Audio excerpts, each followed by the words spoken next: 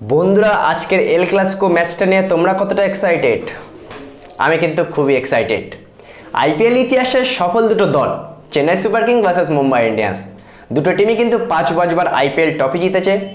সেই সফল দুটো টিমের ম্যাচ যারা গোটা আইপিএল জুড়ে আমরা খুবই এক্সাইটেড থাকি যে এই দুটো টিম কখন মুখোমুখি হবে, বেস্ট ভার্সেস বেস্ট যাকে বলা হয় বন্ধুরা। আর যখন বেস্ট ভার্সেস বেস্ট একে অপরের সাথে টক্কর নেয় তখন কিন্তু ম্যাচটা একেবারে জমে ওঠে। আর সন্ধ্যা 7:30টায় এই ম্যাচটা মুম্বাইয়ের ঐতিহাসিক বা ভারতবর্ষের ঐতিহাসিক স্টেডিয়াম ওয়ানখেড়ে স্টেডিয়ামে এই ম্যাচটা খেলা হবে, যেখানে চেন্নাই ক্রাউড কিন্তু বেশি থাকবে। তার একটাই কারণ, মহেন্দ্র সিং ধোনি। সেই 2 এপ্রিল 2011 ওয়ানডে বিশ্বকাপের ফাইনাল ম্যাচে ফাইনাল ছক্কাটা মেরেছিল মহেন্দ্র সিং ধোনি। সেই জন্য কিন্তু মহেন্দ্র সিং ধোনির একটা ইমোশন জড়িয়ে আছে এই ওয়ানখেড়ে স্টেডিয়ামের সাথেই। আর আজকের ম্যাচটা আমি বলবো, এর আগে যদি এই ম্যাচটা হতো যখন মুম্বাই কন্টিনিউ 3টে ম্যাচ জিতছিল, সে সময় আমি মুম্বাইকে হালকাভাবে দেখতাম। কিন্তু ভাই তারা নেক্সট দুটো ম্যাচ প্রথমে দিল্লিকে যেভাবে হারালো, তারপরে বেঙ্গালুরুকে একেবারেই তো পাত্তাই দিল না, উড়িয়ে দিল।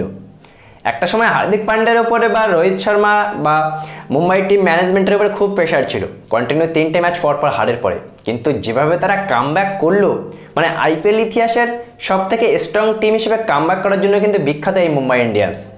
আর আজকের ম্যাচটার কথা যদি আমরা বলি বন্ধুরা, আজকে কিন্তু যে ম্যাচটা হবে চেন্নাই সুপার কিংয়ের বলার ভার্সেস মুম্বাই ইন্ডিয়ান্সের ব্যাটার।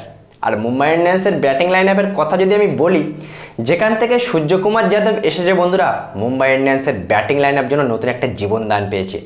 ওপেনিংয়ে রোহিত শর্মা, ঈশান কিষান, ওয়ান ডাউনে সূর্যকুমার যাদব একেবারে শেষ করে দিচ্ছে। লাস্টের দিকে তো টিম ডেভিড আছেই বন্ধুরা।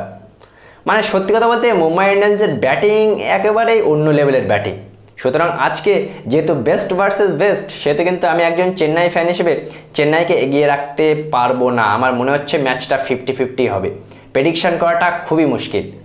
চেন্নাইকে মুম্বাইয়ের মাঠে হারাতে গেলে বেস্ট বোলিং করতে হবে, বেস্ট ফিল্ডিং করতে হবে, ব্যাটিংও কিন্তু 110% দিয়ে খেলতে হবে।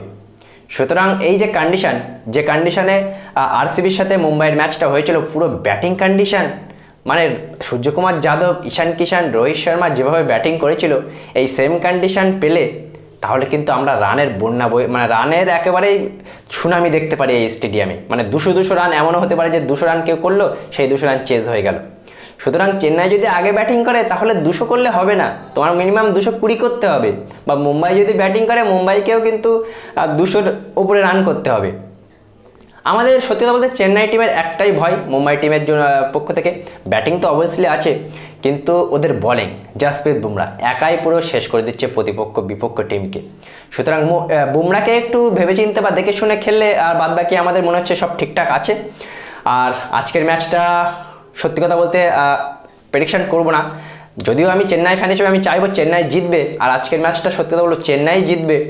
ওভার কনফিডেন্স না, কিন্তু টিমের প্রতি ভরসা আছে। কিন্তু মুম্বাইকে তাদেরই ঘরের মাঠে গিয়ে হারানো, বিশেষ করে এই মুম্বাই টিমকে যারা রিসেন্টলি 2টো ম্যাচ জিতেছে, সেই হিসেবে মুম্বাই কিন্তু অনেক টাফ একটা টিম, কম্পিটিশন কিন্তু অনেক হাই লেভেলে থাকবে। সুতরাং ম্যাচটা কিন্তু 50-50 হবে। বেস্ট ভার্সেস বেস্টের মধ্যে আজকের ম্যাচটা কে জিততে চলেছে, মুম্বাই না চেন্নাই সুপার কিং মহেন্দ্র সিং ধোনি?